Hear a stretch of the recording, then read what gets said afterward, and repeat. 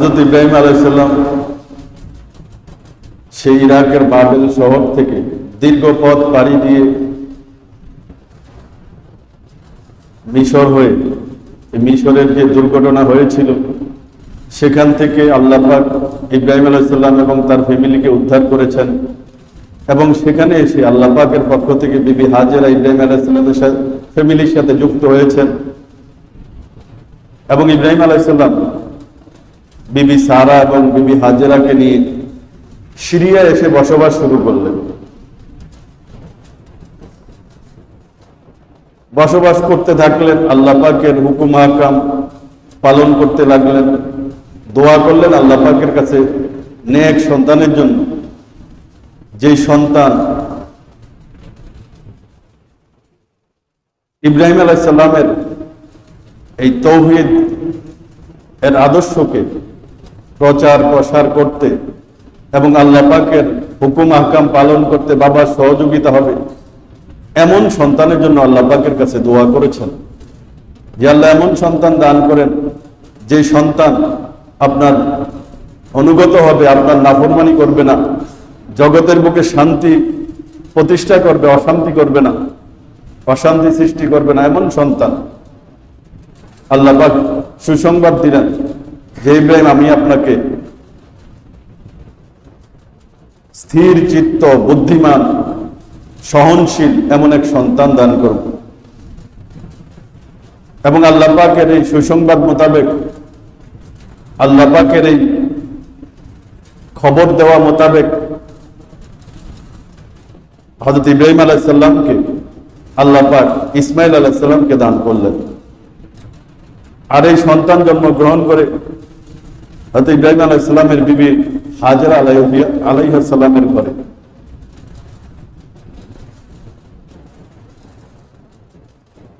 হাজেরা আলাইহিস সালামের ঘরে যখন এই সন্তান জন্মগ্রহণ করে তখন ইব্রাহিম আলাইহিস সালামের বয়স ছিল ৮৬ বছর।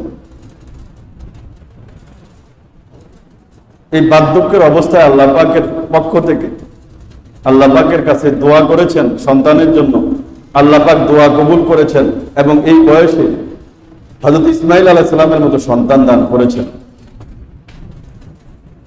এদিকে ইব্রাহিম আলাইহিস সালামের প্রথমা বিবি ছিলেন বিবি সারা আলাইহিস সালাম।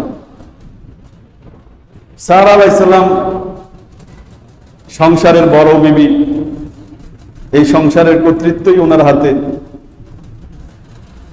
হাজেরা আলাইহিস সালাম আসছেন পরে এবং মিশরের রাষ্ট্রনায়ক এই হাজেরা আলাইহিস সালামকে সারা আলাইহিস সালামের খেদমতের জন্য, সেবা করার জন্য দিয়েছেন। তো হাজেরা আলাইহিস সালামের ঘরে আল্লাহ পাক সন্তান দিয়েছেন।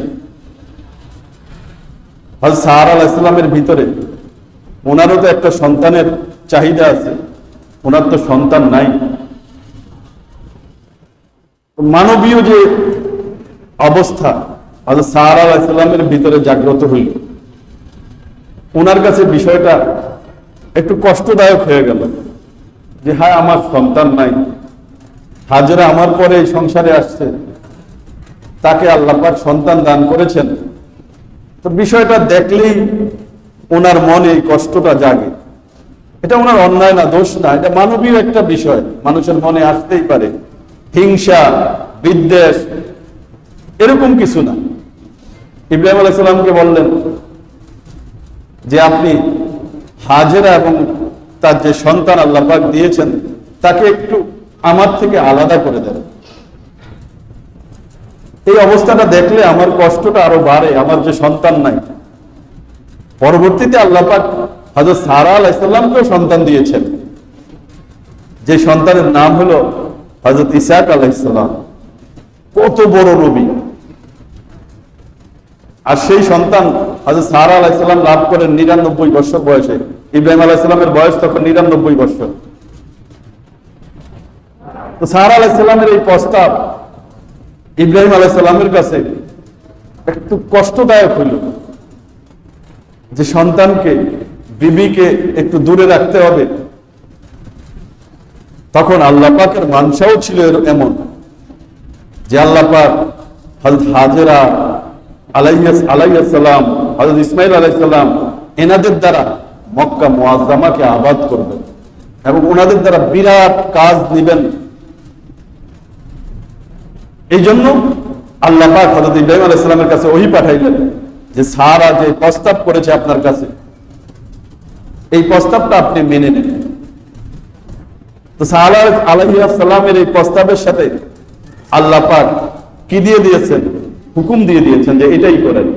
এটার মধ্যে হাজেরা এবং তার সন্তান ইসমাঈল আলাইহিস সালামের কল্যাণ রয়েছে। হযরত ইব্রাহিম আলাইহিস সালাম আল্লাহ পাকের এই নির্দেশ পেয়ে বিবি হাজেরা এবং তার সন্তান ইসমাঈল আলাইহিস সালামকে নিয়ে রওনা করলেন। যে আল্লাহ পাকের পক্ষ থেকে নির্দেশ এসেছে যে স্ত্রী এবং সন্তানকে বনবাস দিয়ে দেওয়ার জন্য চললেন। যেতে যেতে মক্কায় গেলেন, যেখানে বর্তমানে বাইতুল্লাহ আল্লাহ পাকের ঘর কাবা শরীফ যেখানে আছে তার নিকটে ঠিক জমজম কূপটা যে জায়গার মধ্যে আছে, এই জমজম কূপের উপরের অংশে হাজরা এবং ইসমাঈল আলাইহিস সালামকে রাখলেন। তখন ওখানে একটা বৃক্ষ ছিল, একটা গাছ ছিল, ওই গাছটার নিচে বিবি হাজরা এবং ইসমাঈল আলাইহিস সালামকে রাখলেন। সাথে এক মস্ক পানি আর এক থলে খেজুর দিয়ে আসলেন, কোনো কিছু বলেন না। এই পানির মস্ক এবং খেজুরের যে থলে, এটা দিয়ে ওনাদেরকে এখানে রেখে ইব্রাহিম আলাইহিস সালাম চলে আসতেছেন। বিবি হাজরা চলতে চলতে, পিছনে চলতে চলতে হযরত ইব্রাহিম আলাইহিস সালামকে বললেন, আমাদেরকে এই বিজন মরুভূমি, বিরান মরুভূমি, যেখানে বাঁচার কোনো সহায় সম্বল নেই, যেখানে কোনো জনমানব শূন্য, এমন এক জায়গার মধ্যে, এমন এক মরুভূমির মধ্যে আমাদেরকে কোথায় রেখে চলে যাইতেছেন? ইব্রাহিম আলাইহিস সালাম চলতেছেন, হাজরা আলাইহিস সালাম পিছনে পিছনে চলতেছেন। ইব্রাহিম আলাইহিস সালাম কোনো উত্তর করেন না, হাজরা আলাইহিস সালাম বলেই চলছেন, আমাদেরকে কোথায় রেখে চলে যাইতেছেন? এখানে আমরা থাকবো কিভাবে? এখানে আমরা বাঁচবো কিভাবে? এখানে তো বাঁচার থাকার পরিবেশ নাই। এক পর্যায়ে হযরত হাজরা আলাইহিস সালাম ইব্রাহিম আলাইহিস সালামকে বললেন, আমাদেরকে যে এখানে রেখে যাইতেছেন, এটা কি আপনার প্রতিপালকের নির্দেশে? তখন ইব্রাহিম আলাইহিস সালাম উত্তর করলেন, হ্যাঁ, আমার প্রতিপালকের নির্দেশেই তোমাদেরকে আমি এখানে রেখে যাচ্ছি। তখন হাজরা আলাইহিস সালাম বললেন, আল্লাহ পাকের নির্দেশে যখন আমাদেরকে এখানে রেখে যাচ্ছেন, আমাদের আর কোনো চিন্তা নাই। আল্লাহ পাক আমাকে, আমার সন্তানকে ধ্বংস করবেন না, আল্লাহ পাকই আমাদেরকে হেফাজত করবেন। থেকে গেলেন। ইব্রাহিম আলাইহিস সালাম চলে আসলেন। চলতে চলতে পাহাড়ের টিলার উপরে উঠলেন, ওখান থেকে নেমে গেলেন। হাজরা এবং ইসমাঈল আলাইহিস সালাম থেকে গায়েব হয়ে গেলেন। ওখানে দাঁড়িয়ে, বর্তমানে বাইতুল্লাহ যেখানে, ওই বাইতুল্লাহর দিকে ফিরে ইব্রাহিম আলাইহিস সালাম হাত তুলে আল্লাহ পাকের কাছে দোয়া করলেন, আয় আল্লাহ, আমি আমার ফ্যামিলির কিছু সদস্য এখানে রেখে গেলাম আপনার ঘরের কাছে, আপনার ঘরের নিকটে।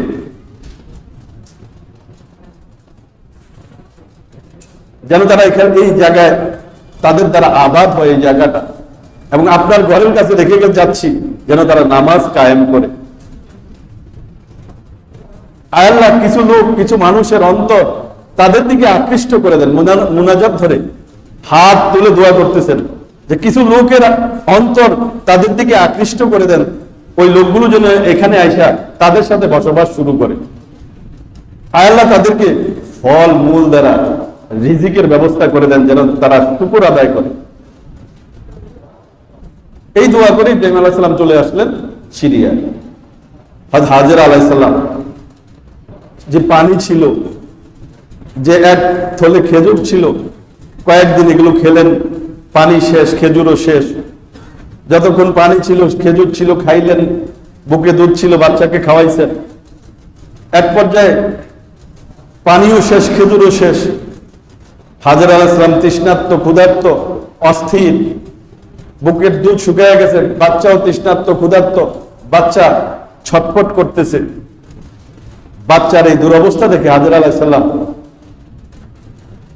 দুঃখে কষ্টে, যাতে বাচ্চার দুঃখ দেখতে না হয়, একটু দূরে গিয়ে বসলেন।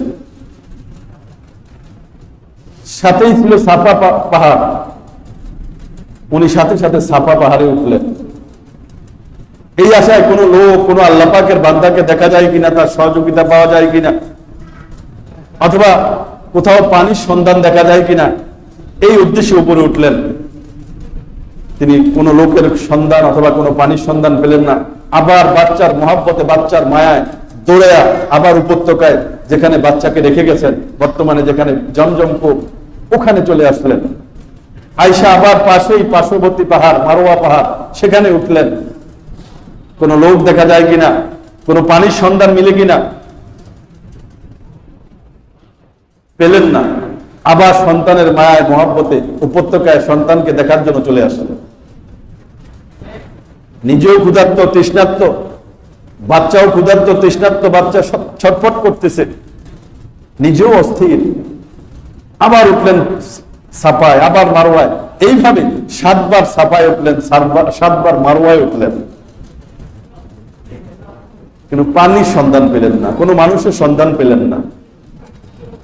যখন 7ম বার যখন মারওয়া পাহাড়ে উঠেন, তখন একটা গায়েবী আওয়াজ হইল, অদৃশ্য থেকে একটা আওয়াজ আসলো।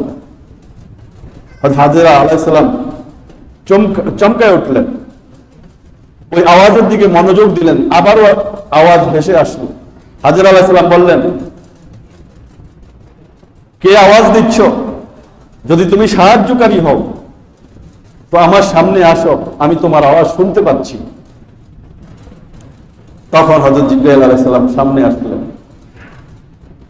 এবং বর্তমানে যেখানে জমজম কূপ, জিবরাইল আলাইহিস সালামের পায়ের গোড়ালি দ্বারা আঘাত করছেন, আর ওখান থেকে পানির ফুয়ারা চালু হয়ে গেল। কোন কোন বর্ণনায় আছে হযরত ইসমাঈল আলাইহিস সালামের পায়ের ধাক্কায়, ইসমাঈল আলাইহিস সালামের পায়ের গোড়ালির ঘষায় ওখানে পানির ফুয়ারা চালু হয়ে গেছে। এই বর্ণনায় আছে হযরত জিবরাইল আলাইহিস সালামের পায়ের গোড়ালি দ্বারা ঘর্ষণ দিয়েছেন, ধাক্কা দিয়েছেন, সেখান থেকে পানির ফুয়ারা চালু হয়ে গেছে, পানি বের হয়, পানি ছড়াইতে লাগলো। হযরত হাজরা আলাইহিস সালাম চতুর্পাশে বাঁধ দিয়ে পানিটাকে আটকাইলেন।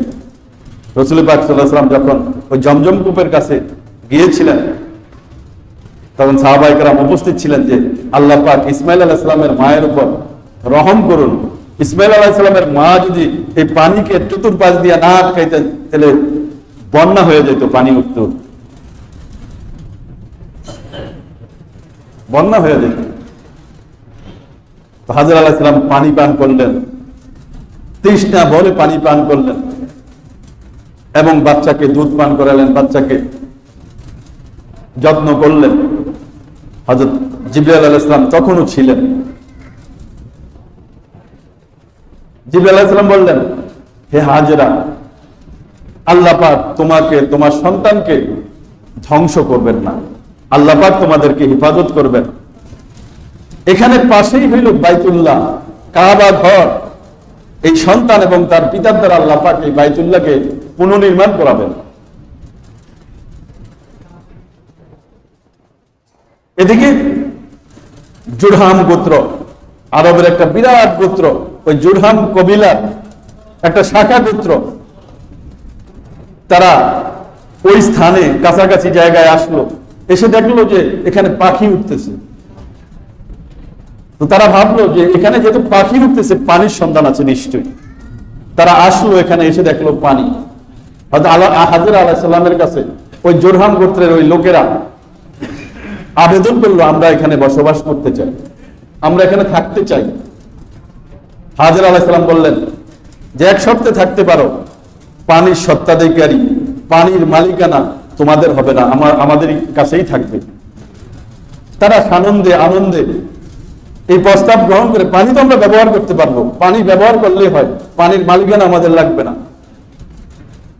ওই জোরহাম করতে লোকেরা রাজি হয়ে গেল। আর হাজরা আলাইহিস সালামও চান যে এখানে লোকজন আসুক, আসলে ওনাদের এখানে জীবনযাপন করার চালচলন চলা, একটা সমাজ গড়ে উঠলে এখানে তাদের বসবাস করা সহজ হয়ে যাবে। হাজরা আলাইহিস সালাম তাদেরকে দিয়ে দিলেন অনুমতি, তারা বসবাস শুরু করলো। ওই জোরহাম গোত্রের লোকেরা তাদের অবশিষ্ট যে লোকজন ছিল তাদেরকে খবর দিয়ে এখানে আনলেন এবং এখানে বসবাস শুরু করেন। এইভাবে মক্কা নগরী আবাদ শুরু হয়। হযরত ইসমাঈল আলাইহিস সালাম ধীরে ধীরে বড় হইতে লাগলেন। ওই জোরহাম গোত্রের বাচ্চাদের সাথেই খেলাধুলা করতেন, তাদের কাছ থেকেই ভাষা শিখতেন। এদিকে ইব্রাহিম আলাইহিস সালাম থাকতেন সিরিয়া। ওখান থেকে প্রায় স্ত্রী এবং সন্তানকে দেখার জন্য, খোঁজখবর নেওয়ার জন্য বোরাকের মাধ্যমে মক্কা, সিরিয়া থেকে মক্কায় আসতেন। সকালে বোরাকের মাধ্যমে রওনা করতেন,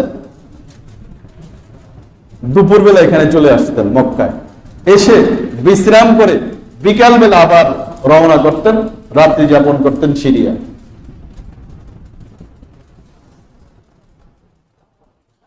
فبشرناه بغلام حليم فلما بلغ معه السعي قال يا بني إني أرى في المنام। ইব্রাহিম আলাইহিস সালাম বড় হইতে লাগলেন, ইসমাঈল আলাইহিস সালাম বড় হইতে লাগলেন। আল্লাহ পাক বলেন ফালাম্মা বালাগা মাআহু সা'য়া ক্বালা ইয়া বুনাইয়া ইন্নী আরা ফিল মানাম। দ্বিতীয় আরেক পরীক্ষা।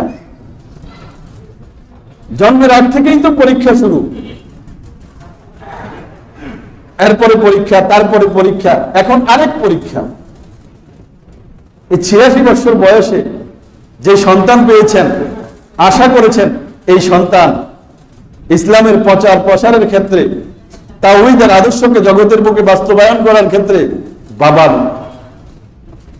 সহযোগী হবেন।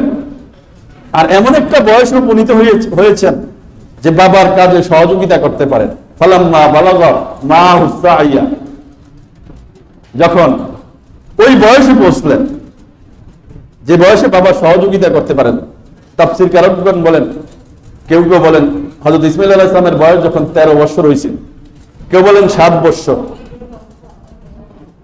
ওই অল্প বয়স। তখন আল্লাহ পাক স্বপ্ন যুগে ইব্রাহিম আলাইহিস সালামকে হুকুম করলেন যে তোমার এই সন্তানকে, আপনার এই সন্তানকে আপনি কোরবানি করুন। ফালাম্মা বালাগা মাআহু সা'য়া ক্বালা ইয়া বুনাইয়া ইন্নী আরা ফিল মানাম আন্নী আযবাহুকা ফানজুর মাযা তারা। হে আমার আদরের সন্তান, হে আমার প্রাণপ্রিয় পুত্র, আমি স্বপ্নে দেখেছি আমি তোমাকে জবাই করছি। এটা আল্লাহ পাকের তরফ থেকে হুকুম যে তোমাকে জবাই করা। এখন তোমার কি অভিমত, তুমি মতামত পেশ করো, আমি কি তোমাকে জবাই করতে পারি কিনা। হযরত ইব্রাহিম আলাইহিস সালাম পুত্রের পরীক্ষা নিতে চেয়েছেন আল্লাহ পাক, নতুবা আল্লাহ পাক ওনাকে যে হুকুম করেছেন যে ছেলেকে জবাই করার, এই হুকুম উনি পালন করবেনই। তারপরেও ছেলের মানসিকতাটা দেখার জন্য, ছেলে কতটা প্রস্তুত আছে সেটা দেখার জন্য ছেলেকে বলছেন আমি স্বপ্ন যোগে দেখেছি আমি তোমাকে জবাই করছি। ইব্রাহিম আলাইহিস সালাম জিলহজ মাসের 8 তারিখ রাতে স্বপ্নে দেখেছেন যে নিজের সন্তানকে জবাই করতেছেন, কোরবানি করতেছেন। সকালে উঠে পেরেশান, এটা আমি কি দেখলাম, আদৌ কি এই স্বপ্ন আল্লাহ পাকের পক্ষ থেকে কিনা, চিন্তামগ্ন।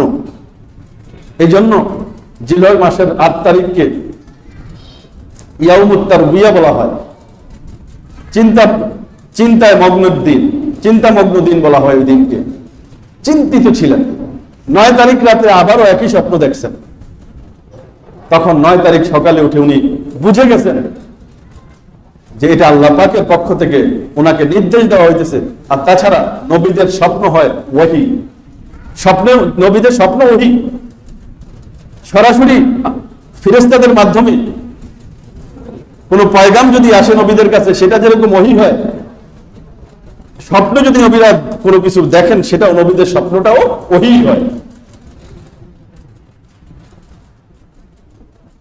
ইব্রাহিম আলাইহিস সালাম 9 তারিখ এটা বুঝে গেছেন যে এটা আল্লাহ পাকের পক্ষ থেকে নির্দেশ ছেলেকে কোরবানি করা। কোন কোন বর্ণনায় আছে 3 দিন দেখছেন পর পর স্বপ্ন। 9 তারিখ যখন সকালে উনি বুঝে গেছেন যে আসলে এটা আল্লাহ পাকের পক্ষ থেকে, জেনে গেছেন, ওনার পরিচয় হয়েছে এই হুকুম সম্বন্ধে, এই জন্য এই 9 তারিখে ইয়াউমুল আরাফা বলা হয়। তো ইব্রাহিম আলাইহিস সালাম এই হুকুম আল্লাহ পাকের পক্ষ থেকে পেয়ে ছেলেকে বললেন চলো আমরা কুরবানি করব। কি কুরবানি করব এটা বলেন নাই।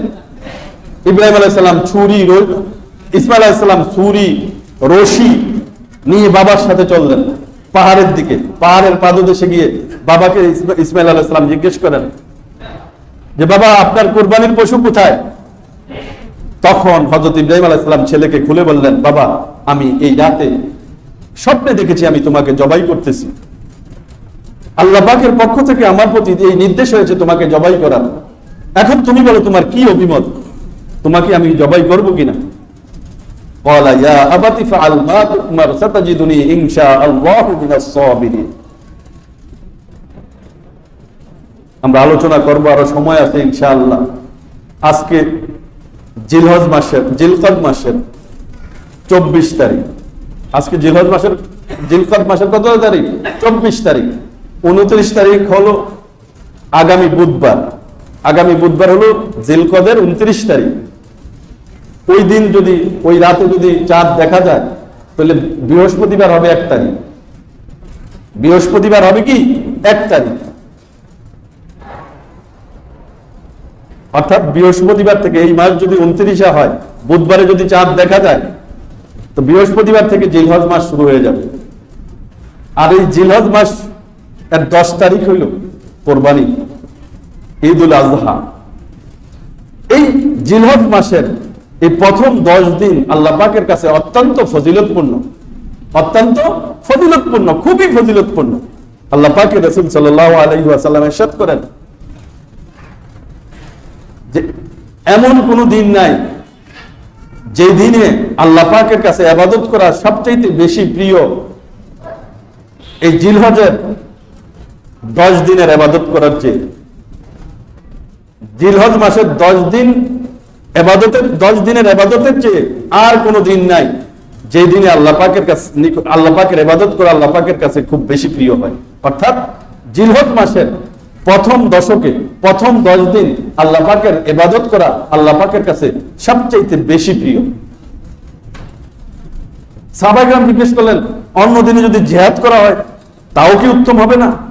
অন্য দিনের জিহাদ ওই 10 দিনের চেয়ে বেশি উত্তম নয়। হ্যাঁ, যদি কোনো ব্যক্তি আপন সম্পদ এবং জান নিয়ে আল্লাহ রাস্তায় বের হয় আর ওখানে গিয়ে নিজের সম্পদ কোরবান করার মাধ্যমে শাহাদাত বরণ করে, সেটা ফজিলতের জিনিস, সেটা বেশি ফজিলত। এছাড়া আর অন্য কোনো দিনে ইবাদত করা এই 10 দিনে ইবাদত করার চেয়ে বেশি ফজিলতপূর্ণ নয়।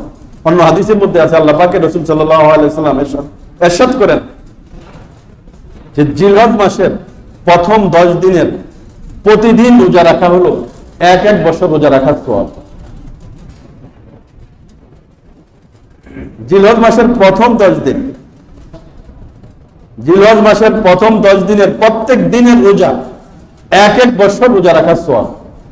আর প্রত্যেক রাতের ইবাদত লাইলাতুল কদরে, শবে কদরে ইবাদত করার সওয়াব। এই জন্য এই ফজিলত অর্জন করার জন্য আমরা এখন থেকে মনস্থির করে নেই যে জিলহজ মাসের যে প্রথম 10 দিন আমরা রোজা রাখবো, দিনে রোজা রাখবো, রাতে ইবাদত করব। কারণ প্রতিটা রোজার সওয়াব হইল 1 বছর রোজা রাখার সওয়াব। আর প্রতি রাতে ইবাদত করা লাইলাতুল কদরে, শবে কদরে ইবাদত করার সওয়াবের মতো। আল্লাহ পাক এই জিলহজ মাসের প্রথম 10 দিনের 10 রাতে শপথ করেছেন, কসম খেয়েছেন। আল্লাহ পাক যখন কোনো বিষয়ের কসম করেন আর কোনো গুরুত্বপূর্ণ বিষয় বুঝাইতে যান তখন কসম করেন, আর যে বিষয়ের কসম করেন সেই বিষয়টা অত্যন্ত গুরুত্বপূর্ণ হয়। ওয়াল ফজর, ফজরের কসম, সুবে সাদেকের কসম, সকালবেলার কসম, ওয়ালা ইয়ালিন আশর, এবং জিলহজের প্রথম 10 দিনের রাতের কসম। ওয়ালা ইয়ালিন আশর, ওয়াশ-শাফঈ ওয়াল ওয়াত, জোর এবং বেজোরের কসম, ওয়াশ-শাফঈ ওয়াল ওয়াত, ওয়াল লাইলি ইযা ইয়াস, এবং রাত যেটা নাকি চলমান, যেটা চলে যায়, চলতে থাকে, যেতে থাকে, গত হতে থাকে যেই রাত্র, ওই রাতের কসম। ওয়ালায়ালিন আশরিন ওয়াশ-শাফঈ ওয়াল ওয়াত ওয়াল লাইলি ইযা ইয়াস হাল ফি যালিকা কসমুল লিযী হিজর। এই যে আল্লাহ পাক কসমগুলো খেয়েছেন, এই যে উল্লেখিত বিষয়গুলোর মধ্যে জ্ঞানী লোকদের জন্য নির্ভরযোগ্য কসম, নির্ভরযোগ্য শপথ রয়েছে। তারপরে আল্লাহ পাক লম্বা একটা আলোচনা করেছেন যে কওমে আদ, কওমে ইরাম, কওমে সামুদ, ফিরাউন, এরা সবাই নাফরমান ছিল, এরা সবাই আল্লাহ পাকের সাথে, আল্লাহ পাকের হুকুমের সামনে সীমা লঙ্ঘন করেছিল। আল্লাহ পাক এদেরকে সবাইকে ধ্বংস করে দিয়েছেন। তারপরে আল্লাহ পাক বলেছেন ইন্না রাব্বাকা লাবিল মিরসাদ। এই যে কসম করেছেন, শপথ করেছেন এতগুলো বিষয়ে, বিশেষ করে এই 10 রাত্র জিলহজ মাসের প্রথম দশকের যে রাত্রগুলো, এই 10 রাত্রের কসম যে করেছেন, এই কসম করার পরে যে বিষয়টা উল্লেখ করেছেন সেটা হলো ইন্না রাব্বাকা লাবিল মিরসাদ। নিঃসন্দেহে আপনার প্রভু গুনাহগারদের প্রতি, নাফরমানদের প্রতি তাক করে আছেন। তাক করে আছেন মানে কি? আল্লাহ পাকের ইলম সারা পৃথিবীকে পরিবেষ্টন করে রেখেছে, আল্লাহ পাকের জানার বাইরে কিছু না। অতএব পাপিষ্ঠরা যারা পাপ করে, সীমা লঙ্ঘন করে, তারাও আল্লাহ পাকের ইলমের বাইরে না, আল্লাহ পাকের জানার বাইরে না। পাপিষ্ঠরা পাপাচারে যখন লিপ্ত, এগুলো আল্লাহ পাক দেখতেছেন। পাপিষ্ঠদেরকে আল্লাহ পাক সুযোগ দেন, সাথে সাথে ধরেন না। আর যখন আল্লাহ পাকের সীমা লঙ্ঘনকারীদেরকে, পাপিষ্ঠদেরকে শাস্তি দেওয়ার ফয়সালা হয়ে যাবে, তখন আল্লাহ পাক তাদেরকে শাস্তি দিবেন, গজব দিবেন। এই গজব কেউ ঠেকাইতে পারবে না। এই বিষয়টা আল্লাহ পাক উল্লেখ করেছেন এই 10 রাতের কসম খেয়ে। আরো সাথে আরো কসম ছিল, সেগুলোর পরে আরেকটা আমল আছে এই 10 দিনের মধ্যে। রাসূল পাক সাল্লাল্লাহু আলাইহি ওয়াসাল্লাম ইরশাদ করেন, যে ব্যক্তি কুরবানি করার ইচ্ছা রাখে, যাকে আল্লাহ পাক সামর্থ্য দিয়েছেন কোরবানি করবে, যে কোরবানির ইচ্ছা রাখে, আর এই 10 জিলহজের প্রথম দশক যখন শুরু হয়, সেজন্য তার পশম থেকে, তার চর্ম থেকে কোনো কিছু স্পর্শ না করে, কোনো কিছু না কাটে। অপর বর্ণনার মধ্যে আছে, যে ব্যক্তি জিলহজ মাসে চাঁদ দেখবে, সেজন্য তার চুল থেকে কোনো কিছু না কাটে, তার নখ থেকে কোনো কিছু না কাটে। এই জন্য এটাও একটা আমল, যাদেরকে আল্লাহ পাক কোরবানি দেওয়ার সামর্থ্য দিয়েছেন, কোরবানি আমরা যারা দিব, কোরবানি করার ইচ্ছা রাখি, তারা এই জিলহজ মাসটা যখন শুরু হয়ে যাবে, চাই আগামী বুধবারে শুরু হোক, এই বছর আর কি, আগামী বুধবারে শুরু হোক আর শুক্রবারে শুরু হোক, ওই সময় থেকে, শুরু হওয়ার থেকে নিয়ে, সূর্য অস্ত দেওয়ার পর থেকে নিয়ে, চাঁদ দেখাতে থেকে নিয়ে, কোরবানি করার আগ পর্যন্ত আমরা চুল এবং নখ ইত্যাদি শরীরের কোনো পশম কাটবো না। এটা একটা মুস্তাহাব আমল, একটা ফজিলতপূর্ণ আমল। আল্লাহ পাক তৌফিক দান করে।